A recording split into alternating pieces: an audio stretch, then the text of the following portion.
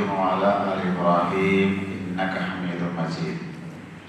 സ്നേഹാദരണീയരായ സത്യവിശ്വാസികളെ, സത്യവിശ്വാസിനികളെ, സർവ്വലോക പരിപാലകനായ അള്ളാഹുവിൻ്റെ നിയമങ്ങളും നിർദ്ദേശങ്ങളും ജീവിതത്തിൻ്റെ എല്ലാ മേഖലകളിലും കഴിവിൻ്റെ പരമാവധി പാലിച്ചുകൊണ്ട് ജീവിതം ചിട്ടപ്പെടുത്തുവാൻ ഞാനും നിങ്ങളും കടപ്പെട്ടവരാണ് എന്ന് ഉണർത്തുകയാണ്.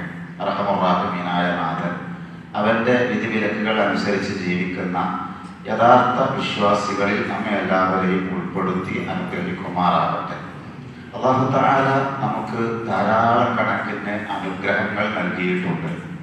ആ അനുഗ്രഹങ്ങളൊന്നും എണ്ണിയാൽ തീരാത്തത്ര അതിമഹത്തരമായതാണ്. അത് എണ്ണിക്കണക്കാക്കാൻ നമ്മളെ കൊണ്ട് സാധ്യമല്ല. അതുകൊണ്ട് തന്നെ അള്ളാഹു നമുക്ക് നൽകിയിട്ടുള്ള അനുഗ്രഹങ്ങൾ അള്ളാഹുവിന് ഇഷ്ടമുള്ള മാർഗത്തിൽ വിനിയോഗിക്കുക എന്നതാണ് അള്ളാഹു തആല താല്പര്യപ്പെടുന്നത്.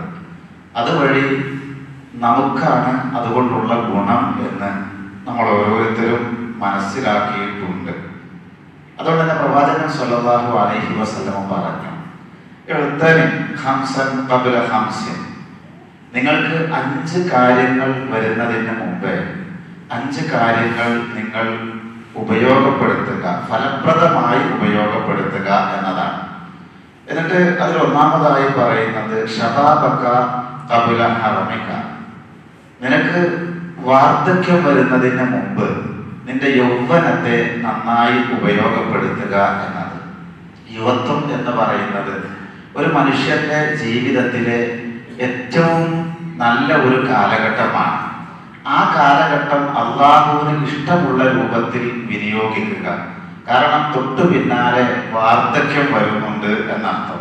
ആ വാർദ്ധക്യ സമയത്ത് ഒരുപക്ഷെ യൗവനകാലത്ത് ചെയ്തിരുന്നത് പോലെയുള്ള ചടുലതയും ആ രൂപത്തിലുള്ള ഒരു ആവേശവും ഒന്നും ചിലപ്പോൾ ലഭിച്ചു കൊള്ളണമെന്നില്ല. അതുകൊണ്ട് ആ വാർദ്ധക്യം എത്തുന്നതിന് മുമ്പേ യൗവനത്തെ നന്നായി ഉപയോഗപ്പെടുത്തുക എന്നത്.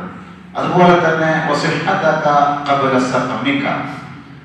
പ്രവാചകൻ സല്ലല്ലാഹു അലൈഹി വസല്ലമ വളരെ കൃത്യമായിട്ട് പറയുകയാണ്, നിനക്ക് രോഗം വരുന്നതിന് മുമ്പേ നിന്റെ ആരോഗ്യത്തെ നീ നന്നായി ഉപയോഗപ്പെടുത്തുക എന്നത്.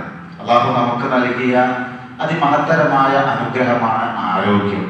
നമ്മളെ ചുറ്റുപാടൊക്കെ ഉള്ള ഒരുപാട് രോഗികളായ ആളുകൾ, പ്രത്യേകിച്ച് പാലിയേറ്റീവ് പോലെയുള്ള സംവിധാനങ്ങളിലൊക്കെ അതിൽ നമ്മളൊന്ന് പോയി നോക്കുമ്പോൾ നമുക്കതിൻ്റെ വല്ലാത്ത ഒരു അവസ്ഥ നമുക്ക് കാണാൻ സാധിക്കും.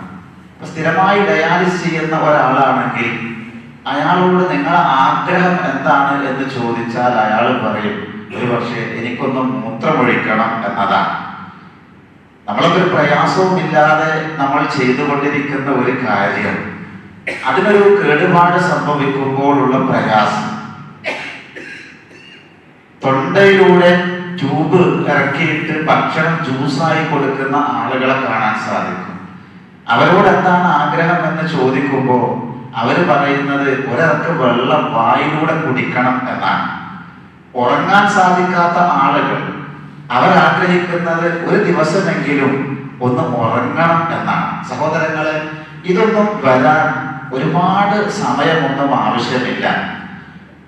മനുഷ്യരായ നമ്മെ സംബന്ധിച്ചിടത്തോളം അള്ളാഹു നമുക്ക് നൽകിയ അനുഗ്രഹമാണ് ആരോഗ്യം എന്നത്. ആ ആരോഗ്യം ഉള്ള കാലത്ത് റബ്ബിന് ഇഷ്ടമുള്ള മാർഗത്തിൽ വിനിയോഗിക്കാൻ നമ്മൾ തയ്യാറാവണം എന്നാണ്.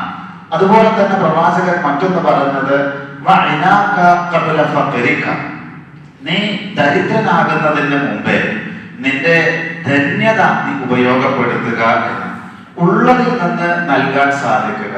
നമ്മുടെ സമ്പത്ത് അത് നല്ലതിന് വേണ്ടി ഉപയോഗിക്കുക. ആ സമ്പത്ത് ഇല്ലാത്ത ഒരു അവസ്ഥ ഒരുപക്ഷെ വന്നേക്കാം. ഫഖീർ, മിസ്കീൻ എന്ന ആ ഒരു വിഭാഗങ്ങളെ നമുക്കറിയാം.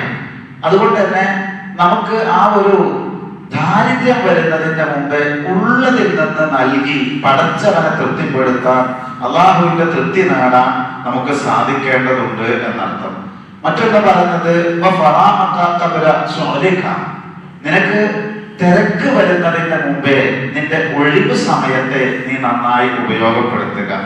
എല്ലാവരും തിരക്കിലാണ്. പ്രത്യേകിച്ച് ഈ ഒരു കാലഘട്ടം ഒരു 5G കാലഘട്ടമാണ്.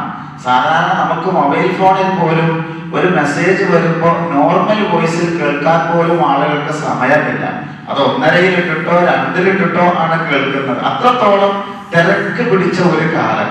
നമുക്ക് ഉള്ള ഒഴിവ് സമയം അത് കേവലം ഷോർട്സും റീൽസും കണ്ട് കേവലം വിനോദത്തിന് വേണ്ടി മാത്രം ഉപയോഗിക്കാതെ റബ്ബിന് ഇഷ്ടമുള്ള മാർഗത്തിൽ ഉപയോഗിക്കാൻ വേണ്ടി തയ്യാറാവുക എന്നതാണ്. അവസാനമായിട്ട് 5-മതായി പ്രവാചകൻ പറഞ്ഞത് നിനക്ക് മരണം വരുന്നതിന്റെ മുമ്പേ നിന്റെ ജീവിതത്തെ നീ നന്നായി ഉപയോഗപ്പെടുത്തുക എന്ന്. മരണം നമുക്കെല്ലാം ഉള്ളതാണ്.